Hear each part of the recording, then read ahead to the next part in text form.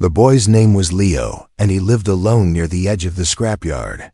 Every day, he walked through mountains of broken machines, wires, and old metal.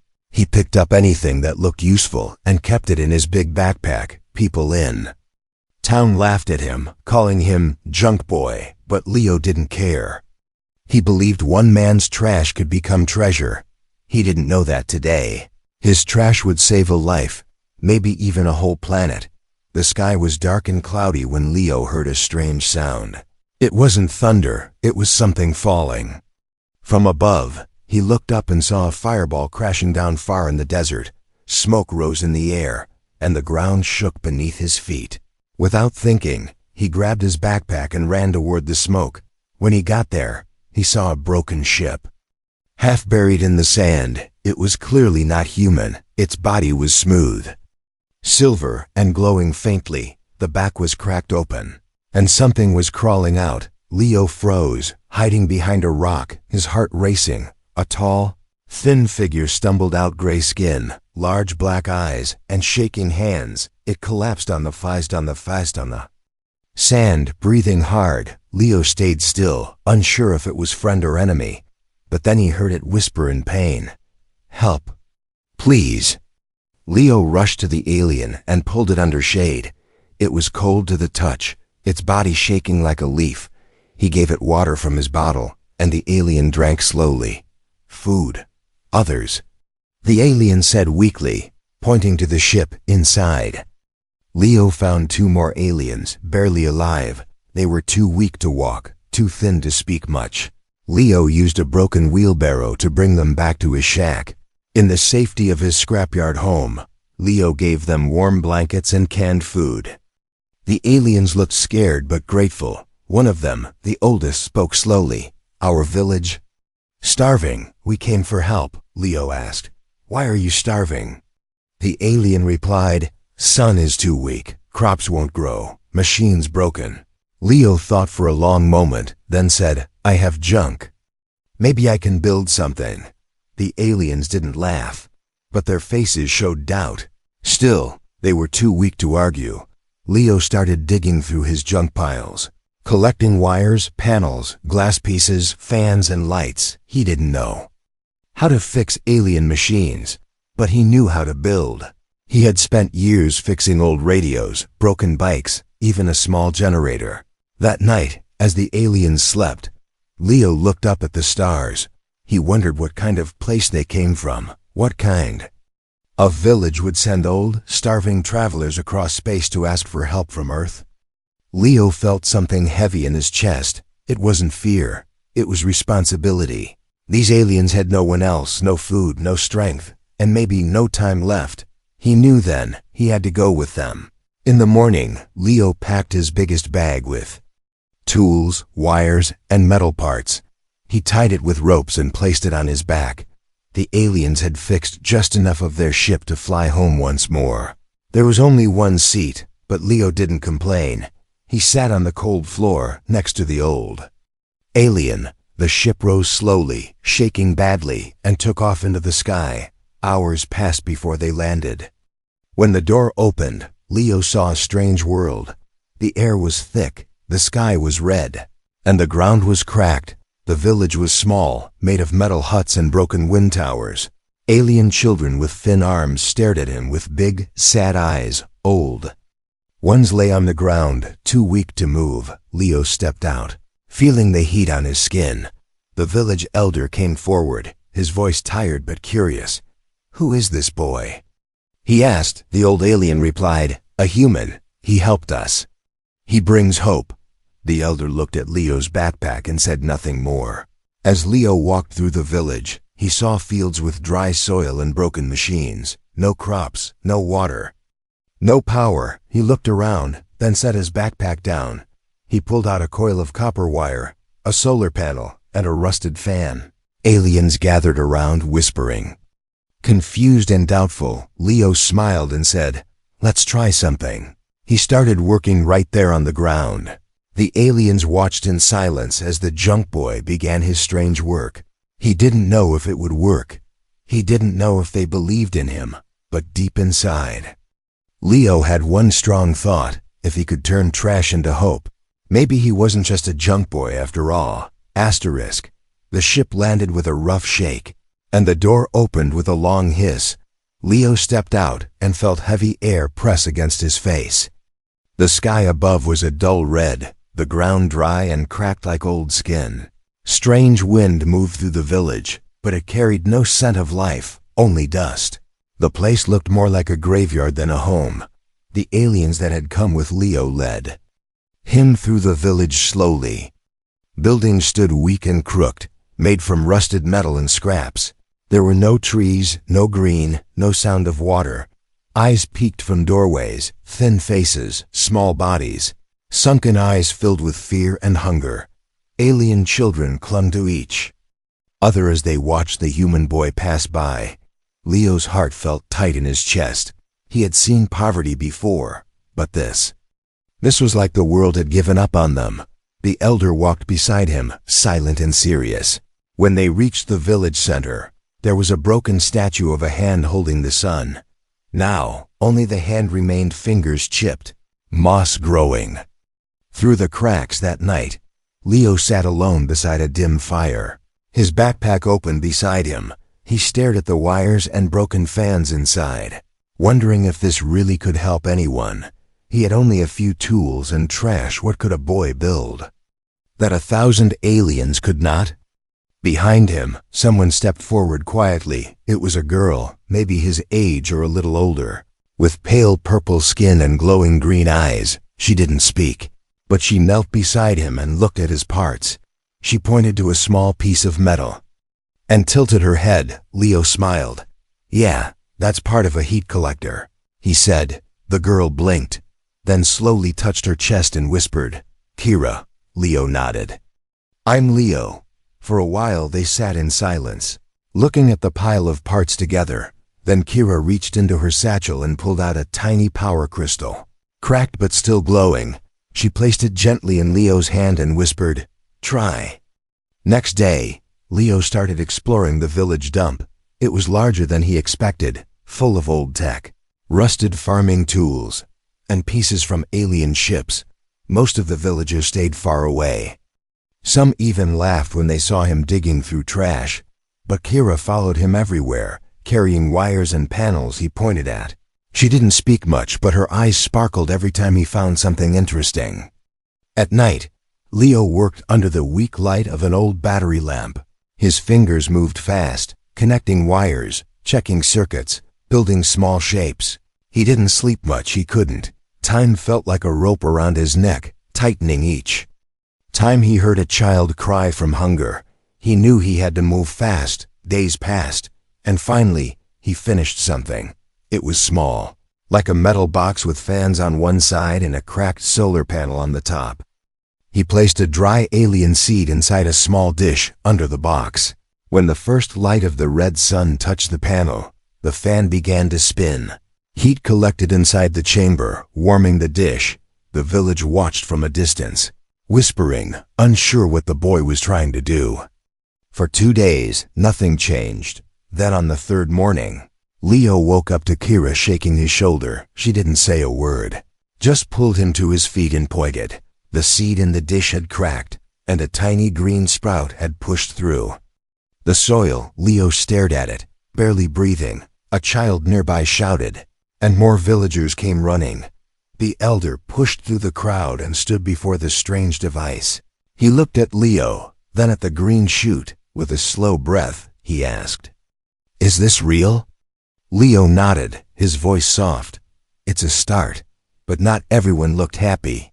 In the shadows of the crowd, a few faces remained cold and angry. Some whispered that the human was tricking them.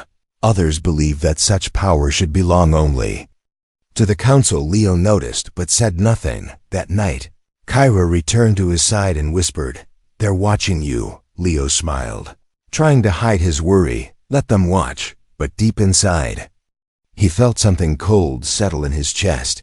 He knew hope was powerful, but he also knew so was fear, and fear could turn friends into enemies fast. Still, he had come this far, and he had more trash to work with. If one sprout could grow from Scraps, maybe a whole garden could rise from junk. He just had to build it before someone tried to stop him. The junk pile exploded with a loud crash as Leo tripped over a sharp pipe and fell backward. His arms flew up, parts flew everywhere, and Kira gasped as wires rained down. Leo groaned, brushing dust from his face. But he was laughing. He had found something big, something strange buried under layers of trash. It was a huge metal shell with copper ribs inside part of an old energy converter.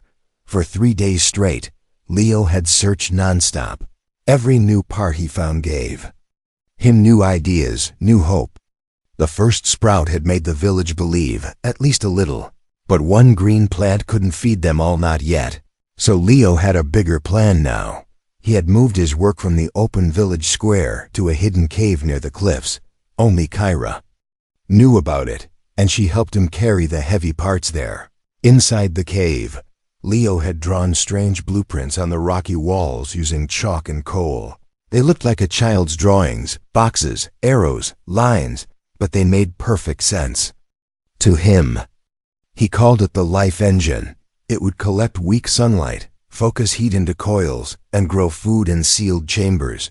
It was half alien, half human-made, all junk, all hope. Each night, Kira brought him food, though there wasn't much.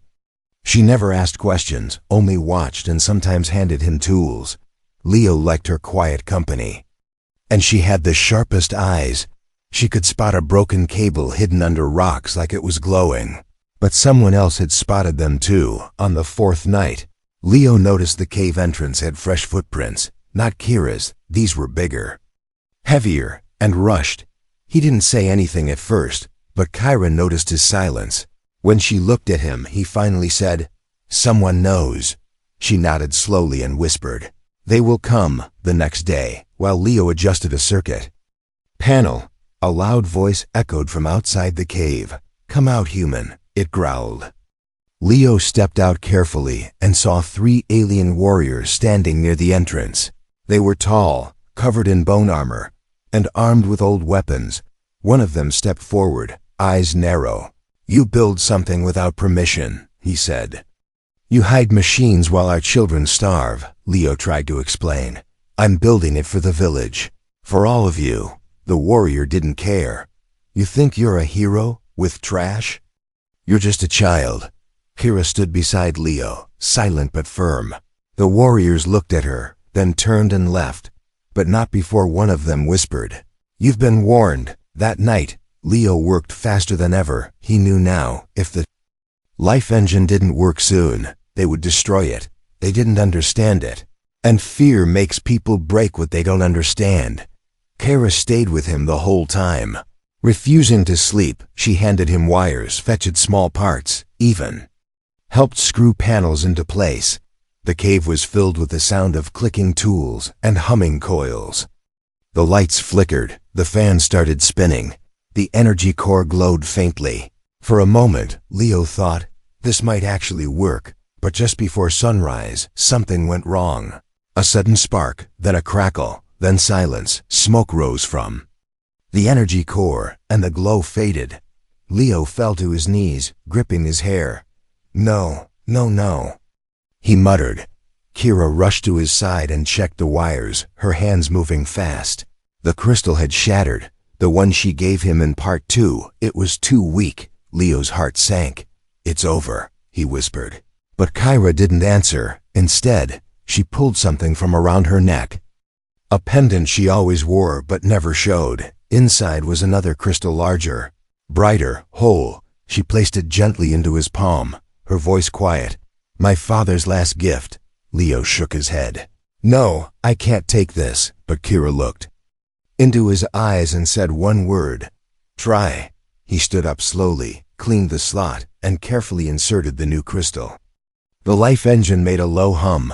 The fans turned again. Heat spread through the chamber. The lights glowed bright yellow. A seed in the middle pod began to stir.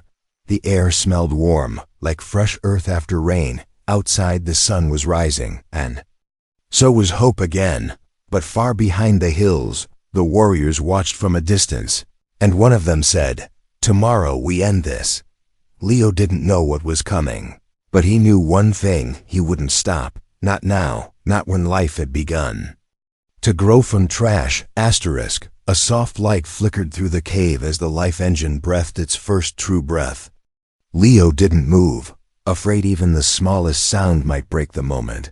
The plant inside the main chamber was no longer a sprout. It had leaves now, soft and green. Steam rose gently from the heat coils, and moisture gathered on the glass walls. Kyra placed her hand against the glass and whispered something in her language. It sounded like hope. Word spread fast, faster than Leo expected. By the next morning, half the village stood outside the cave. Alien mothers carried weak children on their backs, and old men leaned on sticks. They came not to argue or laugh, but to see what the human boy had made from junk. Leo stepped out, tired and covered in dust. He held up a small basket of leaves, fresh, soft, and green.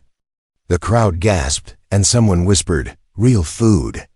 The elder came forward, slow but steady. He touched a leaf, rubbed it between his fingers, then nodded. This is life," he said. A quiet cheer rose in the air, not loud, but full of feeling. For the first time in many years, the village felt alive. That night, fires burned across the hills, but they were fires of celebration. Aliens danced slowly under the stars, sharing the small harvest. Even the children smiled, their eyes no longer full of fear.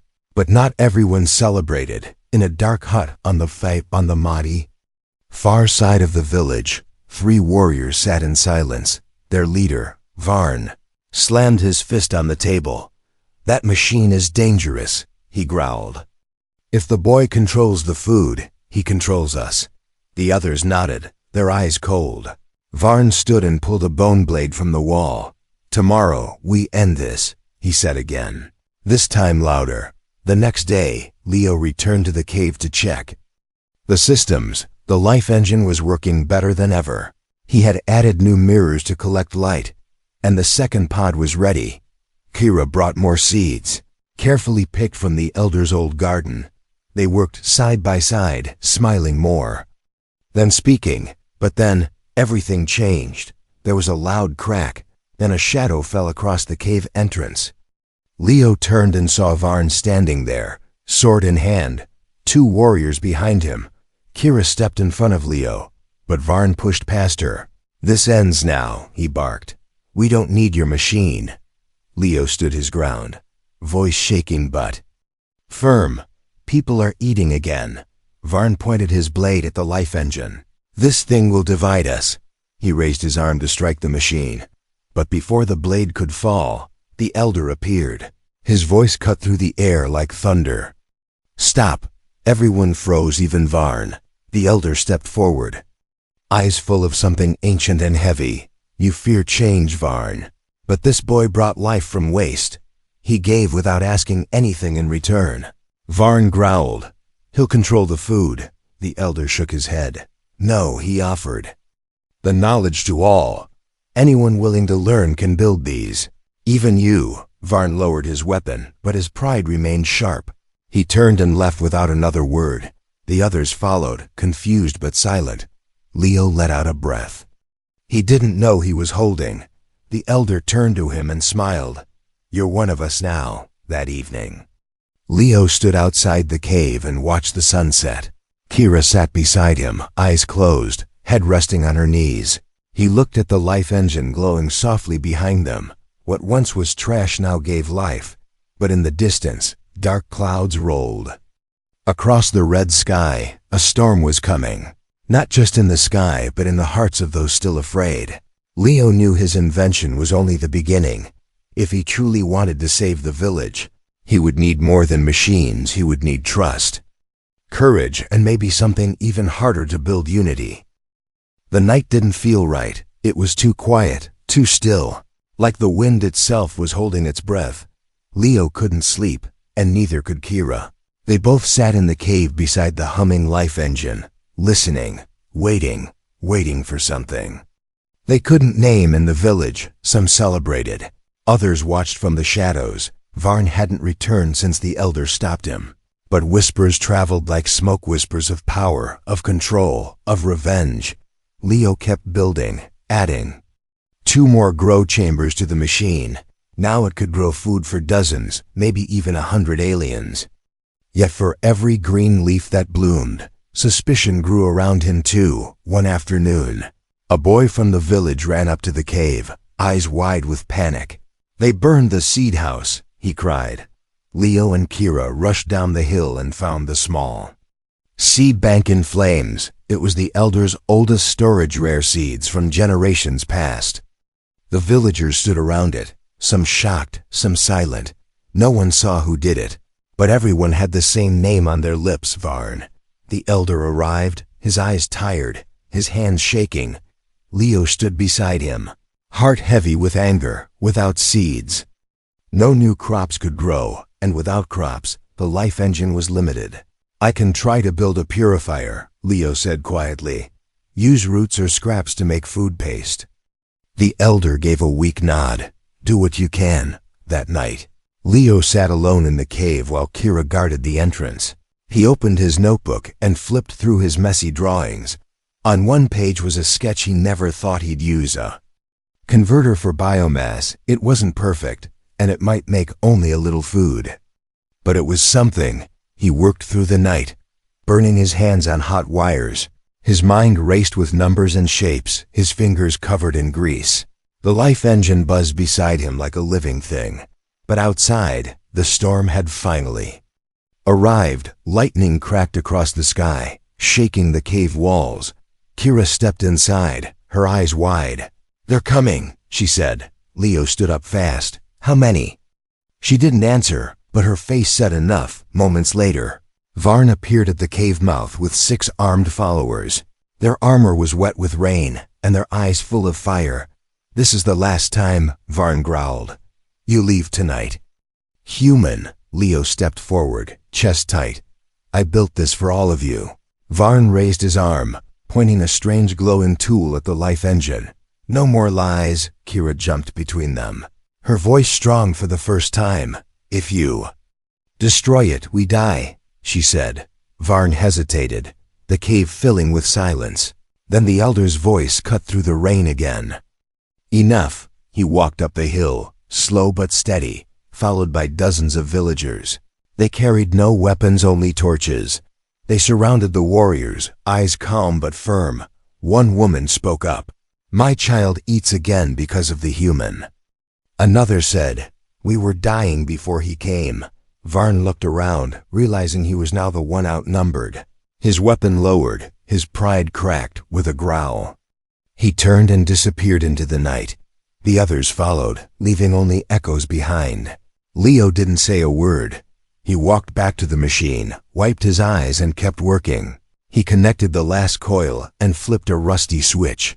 The new purifier chamber buzzed to life. Inside, scraps and root powder began to melt into a soft green paste.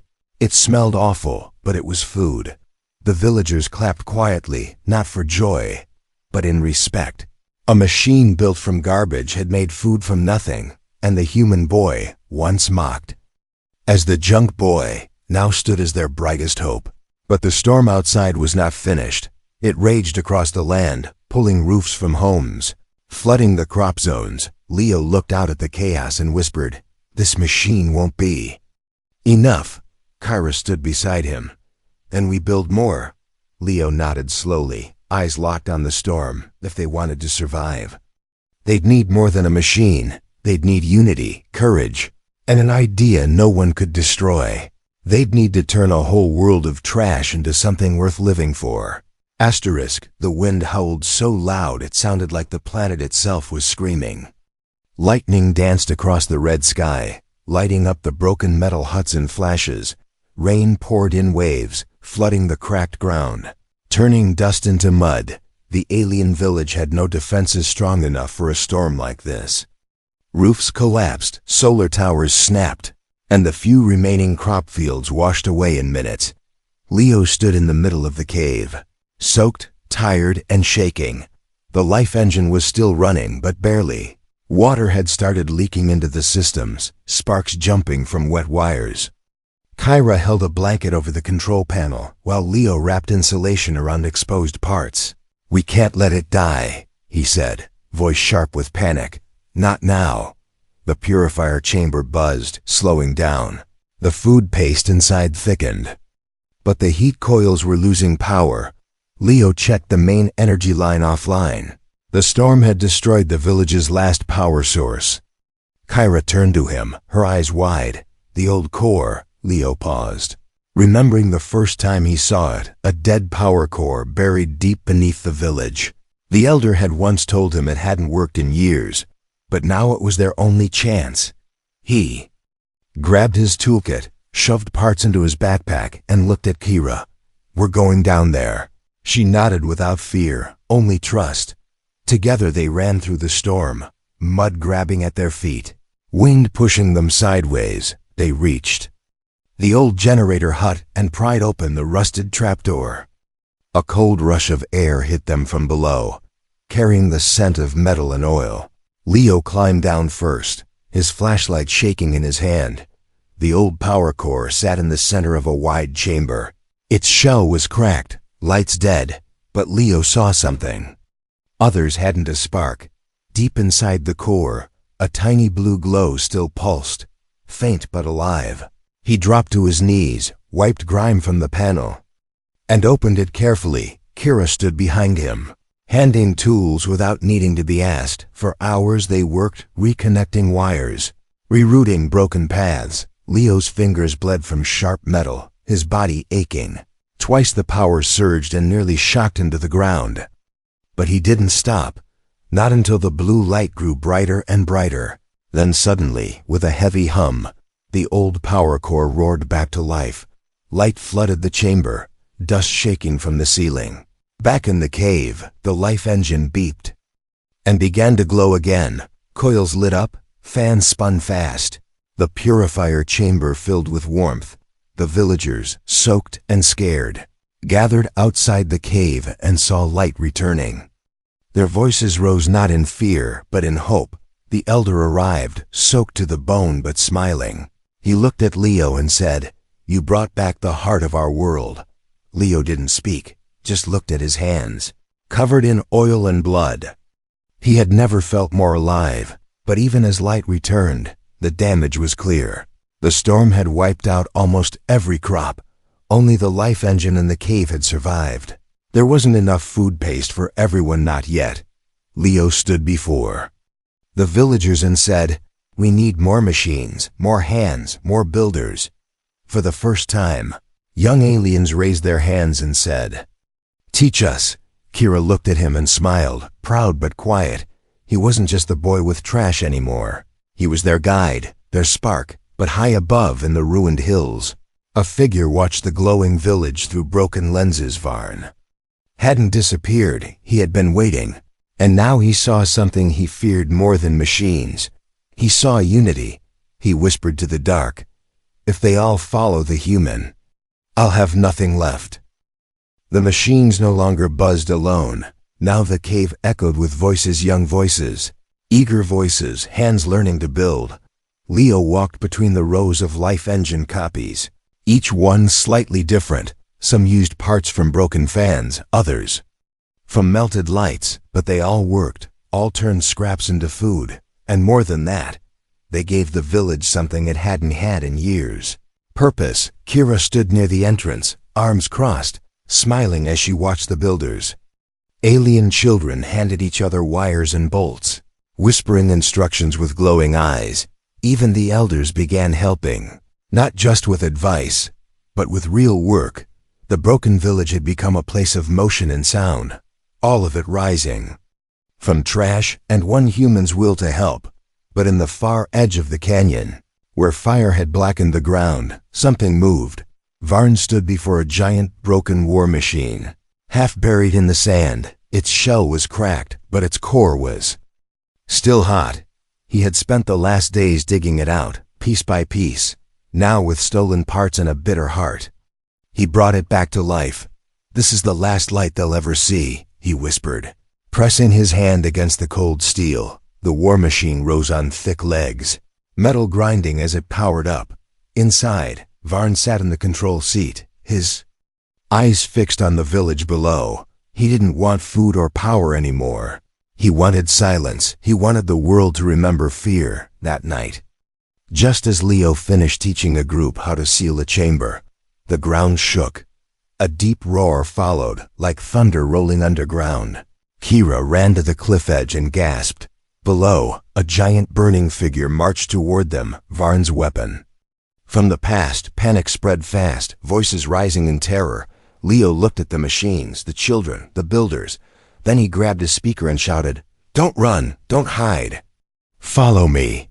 He led them toward the hill, where the original life engine stood. It was still stronger than the others, powered by the old core.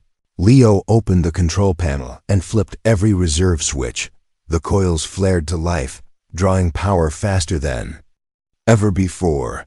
Then he turned the reflectors outward, not to grow food, but to burn. Kira and 3 builders carried polished mirrors to the hilltop, setting them around the machine. When the war machine came close enough, Leo screamed, "Now!" The lights blasted forward heat, bright and wild. It hit the metal beast hard, burning its side, melting armor. Varn roared inside, pushing the engine harder, firing energy back. One blast hit the life engine and cracked the outer shell. Leo flew back, hit the ground, blood on his lip. But he stood again, limping, yelling, "More mirrors! Focus the light!" One by one, the villagers brought scraps, mirrors, glass, anything that could reflect. They formed a circle of light, and when it focused again, the war machine staggered, its leg bent. Steam poured from its chest, and sparks flew everywhere, inside. Varn stared at the smoke filling his cockpit. He hit the console, growling, "This was my world." But before he could fire again, the core inside the war machine overheated. With a final screech, it collapsed into the mud, flames swallowing it whole. Silence fell over the valley. Then one cheer rose, then another, then dozens more. Machine was gone. The fear was broken, and Leo stood at the top of the hill, his clothes torn, his hands shaking. The elder walked through the crowd, stood before Leo, and said with pride, "You didn't just feed us, boy. You gave us back our fire." Kira stepped forward, pulled Leo into a tight hug. She didn't say anything. She didn't need to. He had become more than a stranger with a backpack of junk. He had become family. As the stars returned to the sky and the last fire died in the valley, a new statue was built, not of a warrior, not of a ruler, but of a boy holding a broken fan, standing in front of a machine made from trash below it. They carved a line in both alien and human language, "From what others throw away, he built our future."